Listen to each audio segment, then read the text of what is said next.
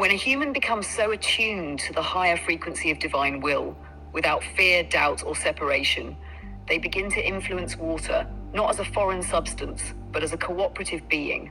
Walking on water doesn't violate nature. It activates a higher law, the law of unity.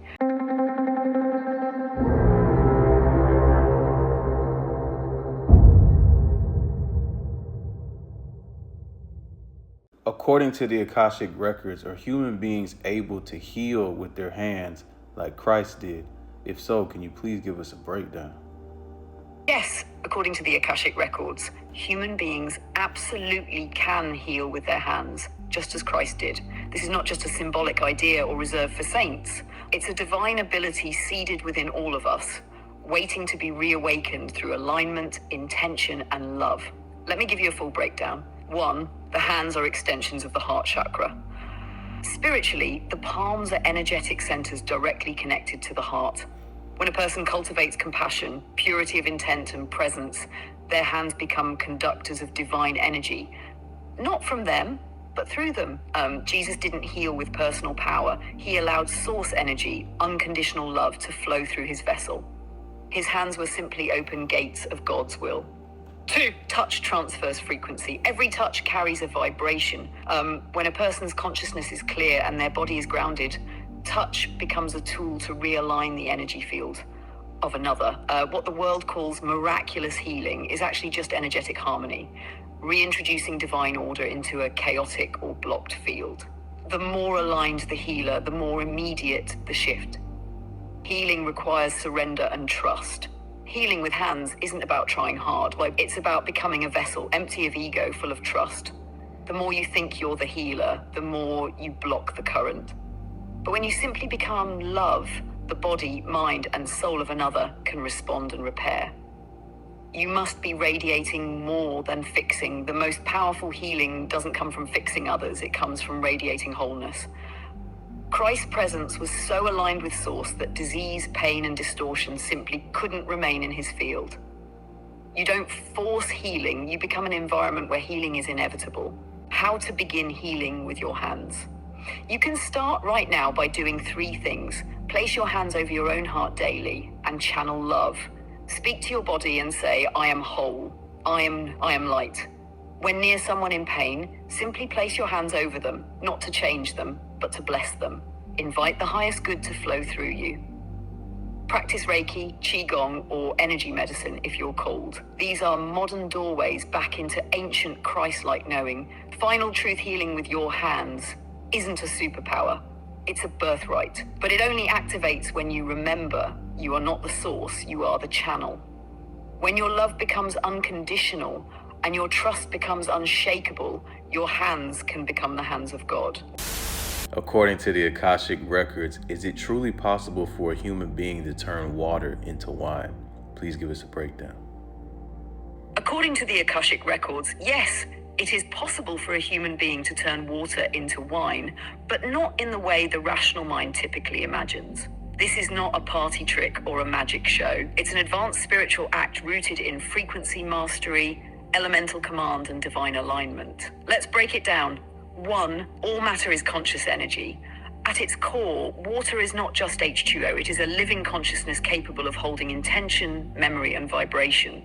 Wine, too, is a vibration, a molecular arrangement imbued with specific qualities: color, taste, alcohol content, fermentation imprint. To turn water into wine means to shift the frequency blueprint of water until it aligns with the frequency of wine. This requires mastery over matter through consciousness.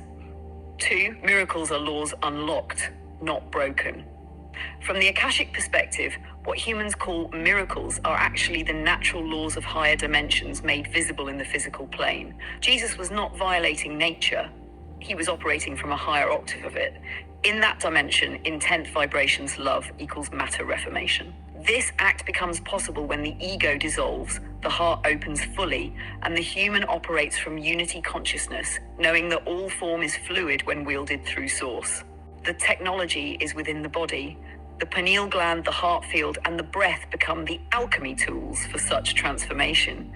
When a being has purified themselves enough, aligned their will with divine will, and cultivate a deep elemental relationship, they begin to affect physical matter in real time, including water. Some yogis, mystics, and initiates have documented similar transformations, creating scent from breath, igniting fire with intent, or turning water into nectar. Why water into wine symbolically? In the deeper Akashic view, this miracle was never just about alcohol. It symbolized divine transformation, the act of turning something simple and pure, water, into something rich, celebratory, and spiritually potent, wine. It represented the activation of divine potential within matter, the celebration of union, as in the wedding of Cana, and the sacred permission to feast on the divine. Final thought, yes, it is possible. Not for the ego, not for show, not through force, but through divine harmony with the laws of vibration and love. You are not limited by matter. You are here to remember how to work with it as a divine co-creator. According to the Akashic Records, can human beings walk on water like Jesus did? Please give us a breakdown.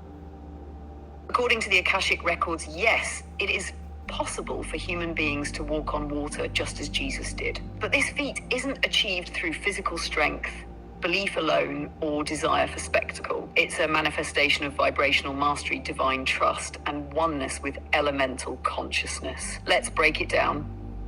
Water responds to frequency. Water is a conscious element. It listens, it shifts, it holds memory. When a human becomes so attuned to the higher frequency of divine will, without fear, doubt, or separation, they begin to influence water, not as a foreign substance, but as a cooperative being. Walking on water doesn't violate nature. It activates a higher law, the law of unity, where the body's density becomes so spiritually harmonized that water supports it as an ally, not a resisting force. 2, the body must be in a transfigured state. This means the body must be vibrating at a very high spiritual frequency, often only accessible in moments of divine ecstasy, total surrender, or full embodiment of the Christ consciousness. The atoms of the body become light, not metaphorically, but literally light-filled, lightweight, light-coded. It is not that gravity disappears, but that the relationship between the human form and the elements shifts into divine cooperation. 3, it requires the collapse of duality. Jesus could walk water because he no longer perceived a boundary between himself and the water. He wasn't trying to walk on something else. He was the water. He had transcended the illusion of separation, and so the elements responded as if they were parts of his own body, because they were. 4, fear is the density that sinks you. When Peter tried to follow Jesus onto the water, he began to sink the moment fear entered. Fear collapses the vibrational field and anchors the body back into density. This symbolizes how quickly doubt pulls us out of the miraculous timeline and back into the ordinary one. Final insight. Yes, humans can walk on water, not by controlling it, but by merging with it. It is not a goal to pursue, but a natural result of spiritual awakening, deep elemental love, and the loss of separation. You become so light in spirit that the world bends to hold you, not out of force, but out of recognition.